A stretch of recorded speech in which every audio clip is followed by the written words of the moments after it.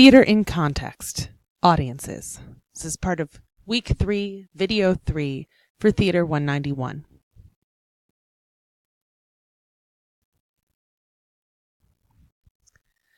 So let's talk a little bit about the audience. Who gets to be in the theater? Who is the theater really for? In today's society, whoever wants to pay the ticket price can be in the theater. There's also a lot of theater that can be seen for free in parks and on special nights. We like to think that theater is for everyone. There is some cultural ideas that theater is only for intellectuals, or only for the elite, or only for certain groups of people. But I assure you that most theaters think that theater is for everyone, and they are trying to reach everyone all the time. But theater hasn't always been for everyone. In ancient Greece, theater was for citizens. And in ancient Greece, all citizens were men. Women, slaves, and non-citizens were not part of theater culture. And so when you think of these giant amphitheaters on the sides of the hill in ancient Athens and in ancient Greece and other places, the people who were on stage were the same as the people who were in the audience, which were all citizens and all men who were able to participate in the political economy of ancient Greece. And so you can think about these ancient Greek plays being very moral and telling people how to be better versions of citizens, really speaking to the people who were in the audience, who were the citizens.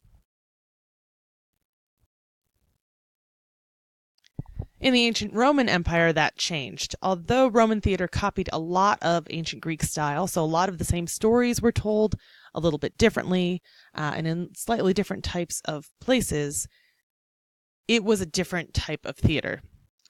There were many other types of entertainments in the Roman Empire, like all of the games at the Colosseum and the gladiatorial games and chariot races, and so theater had a lot to compete with. In the Roman theater, whoever wanted to watch in the marketplace could watch, because their theater spaces were very much set up in the market as something that people could just go see. It was thought to be a lower form of entertainment, and also women were allowed to be on stage in ancient Rome. So from Greece to Rome, only a couple hundred years apart, things had changed pretty remarkably. In Shakespeare's time, we were back to only men were allowed to perform until after the interregnum. So in the late 17th century, women were again allowed to be on stage. But before that, it was all men on stage doing Shakespeare's plays. So every time you read a Shakespeare play, you should think about the fact that it was written to be performed by a full male cast in drag, some of them. Now, Puritans were against the theater, and they were constantly railing against it. And the king or queen was in control of what was able to be performed. So they had a lot of censorship in the theater. However, anybody who wanted to, who had the money, could go into Shakespeare's Globe and see a play. However, there were different seats that were meant for different members of society. And in Shakespeare's day, they'd say, instead of I'm going to go see a play, I'm going to go hear a play, because listening was a more important value than watching. So in Shakespeare's Globe, which we saw in our video on theatrical spaces, on the bottom, there weren't any seats. So you would stand to watch the play. And those people were paying the least amount. They were generally the rabble. And they were called groundlings. If you had a little bit of money, you could have a seat sort of in the outside area.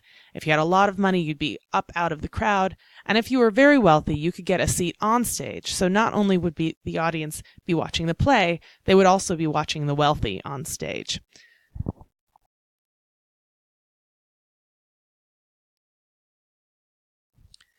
Now we'll check into 19th century New York and sort of the dawn of New York and American theater culture. So by the 19th century, New York was the capital of theater in the United States.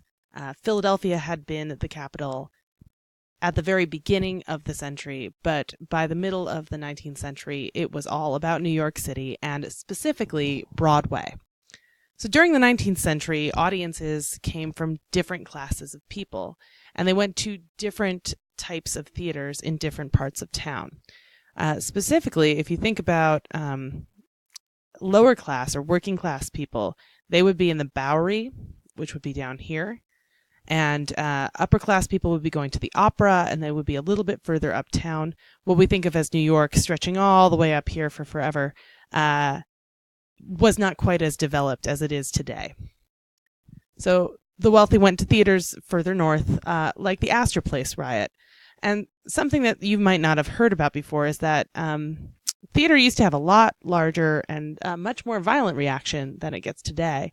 And we see that in the Astor Place riots of May 10th, 1849. And this was a large, 1,000-person wide riot that happened in New York City between the working class and the upper class over two conflicting versions of Macbeth in 1849. This riot was so large and so violent that over 120 people were injured and 25 people died over two conflicting performances of Macbeth.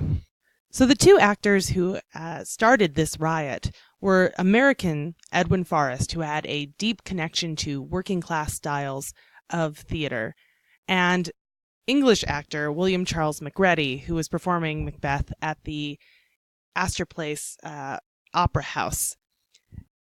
And this was not only just a clash between the working class and the upper class, the elites, but also a clash between Americanisms and what they saw as British imports.